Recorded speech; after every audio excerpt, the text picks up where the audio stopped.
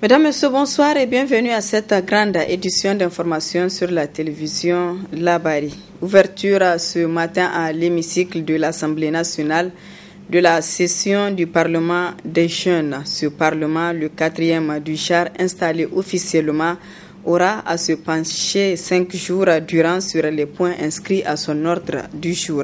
Le point avec Adam Ousmana et Aboubakar Saleh. À l'image de leurs aînés de la représentation nationale, les députés juniors de cette 4e législature de la 7e République sont au nombre de 171, y compris ceux de la diaspora. Mais à la différence que pour les juniors, on note une forte prédominance féminine. Une législature pour laquelle la présente cérémonie constitue son installation officielle. Occasion pour le président du réseau parlementaire en charge des questions relatives au Parlement des jeunes de faire une présentation sommaire de ce Parlement. En instituant le Parlement des jeunes, l'Assemblée nationale entend jouer sa partition dans l'édification d'une jeunesse responsable. Un dicton bien connu ne dit-il pas qu'en toute chose, on ne récolte que ce qu'on a sémé. Le Parlement des jeunes vise à informer et sensibiliser les enfants, les parents, les pouvoirs publics et la société civile sur les droits de l'enfant.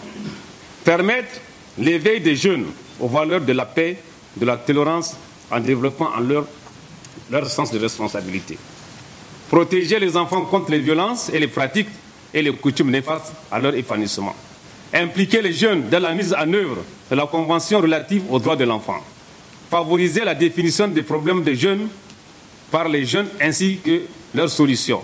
Procédant à l'ouverture officielle de ces assises, le 5e vice-président de l'Assemblée nationale n'a pas manqué de faire la genèse du Parlement des jeunes tout en présentant le programme de cette session. Au cours de la présente session, vous aurez à vous approprier des textes régissant votre institution et devant vous permettre, entre autres, de procéder à l'élection des membres du bureau et à la mise en place des commissions de travail du Parlement.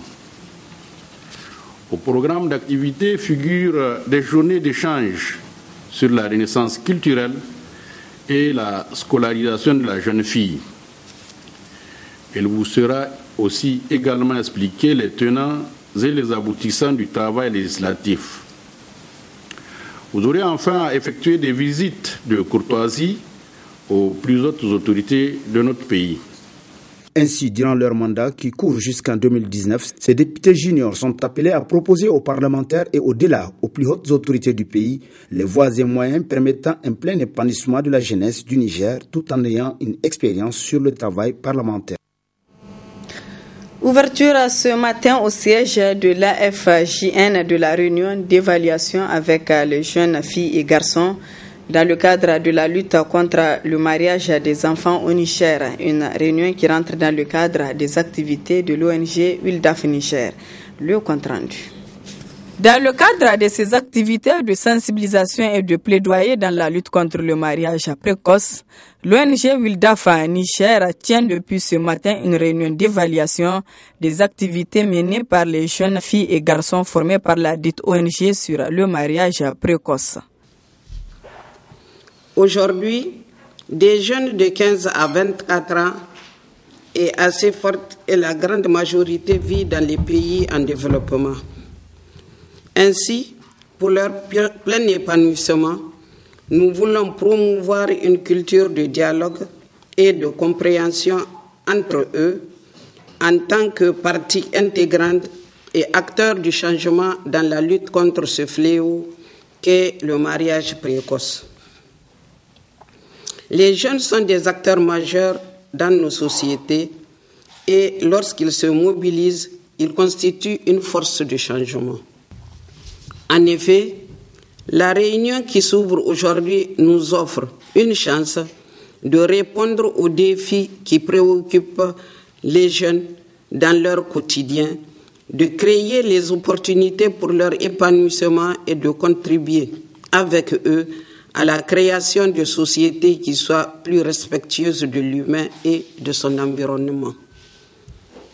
D'une manière générale, l'importance d'un dialogue étroit avec les jeunes et les organisations qu'ils dirigent a été démontrée tout au long de cette période de sensibilisation et de plaidoyer. Il faut renforcer les partenariats et continuer à mettre en place des canaux de coopération, de dialogue et d'information entre les organisations dirigées par eux ainsi que les autres partenaires de la société civile. Il faut enfin rappeler que le devoir de l'ONG WILDAF est de travailler pour les jeunes et avec les jeunes, d'où leur implication dans la sensibilisation et le plaidoyer dans le cadre de la lutte contre le mariage précoce. Début ce matin à l'atelier à l'Académie des arts martiaux d'un atelier organisé par le ministère de la Justice en partenariat avec le Bureau régional pour l'Afrique de l'Ouest du Haut-Commissariat des Nations Unies pour les droits de l'homme. Objectif, valider le rapport relatif à la mise en œuvre de la Convention contre la torture. Le compte-rendu de Nafisa Yahya et Halidou Bourema. Valider le rapport initial du Niger sur la Convention contre la torture et autres peines ou traitements cruels, inhumains ou dégradants, c'est l'objectif de cet atelier qu'organise le ministère de la Justice en partenariat avec le Bureau régional pour l'Afrique de l'Ouest du Haut-Commissariat des Nations Unies aux droits de l'homme. Nous sommes réunis ce matin dans le cadre de l'atelier de validation du rapport du Niger sur la Convention contre la torture et autres peines ou traitements cruels, inhumains ou dégradants. C'est le lieu ici de rappeler que notre pays, soucieux du respect des droits humains, a ratifié la quasi-totalité des instruments juridiques relatifs aux droits de l'homme et s'attelle chaque jour à leur donner effet. C'est pourquoi il a été mis en place un comité interministériel depuis 2010 chargé de la rédaction des rapports initiaux et périodiques du Niger et de l'examen périodique universel. Ce comité a à son actif plusieurs rapports périodiques et initiaux soumis aux différents organes des traités, dont, entre autres, les rapports relatifs à la Convention internationale sur l'élimination de toutes les formes de discrimination raciale, les rapports sur la mise en œuvre du pacte international relatif aux droits économiques, sociaux et culturels, le rapport sur la mise en œuvre du pacte international sur les droits civils et politiques, les rapports relatifs à la Convention sur l'élimination de toutes les formes de discrimination à l'égard des femmes, les rapports sur la mise en œuvre de la Convention relative aux droits de l'enfant, les rapports relatifs à la Convention internationale sur la protection des travailleurs migrants et des membres de leur famille, les rapports sur la mise en œuvre de la Charte africaine des droits de l'homme et des peuples. Le secrétaire permanent du comité interministériel, M. Hussein Imam Mansani, a par ailleurs souligné le rôle que joue la société civile dans la promotion et la protection des droits de l'homme. Nous sommes fortement convaincus que la société civile joue un rôle important dans la promotion et la protection des droits de l'homme et doit pleinement contribuer à la mise en œuvre des recommandations des organes des traités, non seulement par la soumission de leurs rapports alternatifs, mais aussi par leur implication dans tout le processus d'élaboration des rapports. Ainsi, 2 jours durant, les participants vont apporter des suggestions et observations quant à la validation de ce rapport. Comprendre la résilience des communautés dans le contexte de la résistance contre Boko Haram, c'est autour de ce thème qu'un séminaire régional s'est ouvert ce matin à Niamey. Le résumé avec Abdul Razak Léo et Sadou Dumi. Depuis son apparition il y a quelques années, Boko Haram n'a de cesse de sévir, malgré la promesse du président nigérien de l'éradiquer sous 2 ans. Ce séminaire à l'espace France Fanon d'Alternative Espace Citoyen est axé sur 2 thèmes. Comprendre la résilience des communautés dans le contexte de la résistance contre Boko Haram au Nigeria et le défi de promouvoir une approche de justice transitionnelle dans le conflit de Boko Haram. L'État nigérien a failli sa responsabilité pour scolariser la jeunesse. Aujourd'hui, le Nigeria a 13 millions d'enfants qui ne vont pas à l'école. C'est la population non scolarisée le plus grande dans le monde d'aujourd'hui. Et il faut que cet État qui est le nôtre pense à ses propres responsabilités. La deuxième chose est le mouvement talibé. On a au moins 11 millions de garçons entre 6 ans et 13 ans qui sont les talibés. Mais le système de Al-Majranchi, comme on dit, n'est plus ce qu'il était. Ces gens-là sont exploités dans les villes. Ils n'étudient pas vraiment la religion comme ils le font. Et c'est dans ces cadres-là de manque de éducation religieuse et de système d'exploitation qui donne une grande armée aux gens qui veulent exploiter la situation.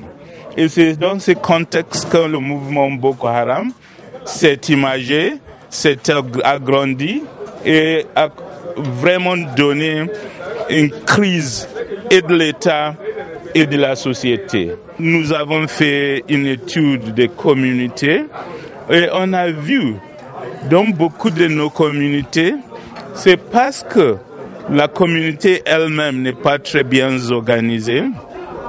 Il n'y a pas de réunion de la communauté, il n'y a pas de leadership, que c'est devenu très facile pour Boko Haram de pénétrer cette société-là, cette communauté-là.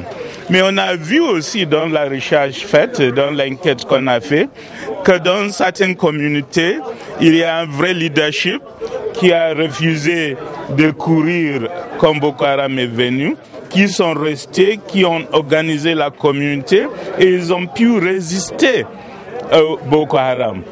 Le séminaire est organisé dans la sous-région par Alternative Espace Citoyen et le Centre for Democracy and Development.